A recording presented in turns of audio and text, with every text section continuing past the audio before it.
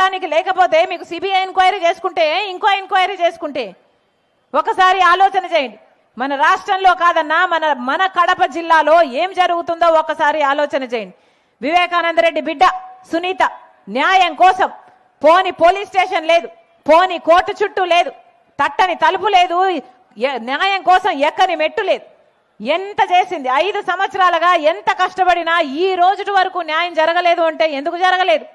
సాక్షాత్ ముఖ్యమంత్రి జగన్మోహన్ రెడ్డి గారు తన అధికారాన్ని అడ్డేసి అవినాష్ రెడ్డిని కాపాడుతున్నారు కాబట్టే ఈ రోజు వరకు కూడా న్యాయం జరగలేదు. 5 సంవత్సరాలు అయింది వివేకానంద రెడ్డి గారు చచ్చిపోయి. 5 సంవత్సరాల నుంచి వివేకానంద రెడ్డి గారి రక్తము మన గడ్డ మీద న్యాయం కోసం ఘోషిస్తూనే ఉంది. ఎక్కడ జరిగింది న్యాయం? ఉందా న్యాయం? బతికే ఉందా న్యాయం? అందుకే ప్రజా కోర్టులో న్యాయం కోసం వచ్చి రాజశేఖర రెడ్డి బిడ్డ వివేకానంద రెడ్డి బిడ్డ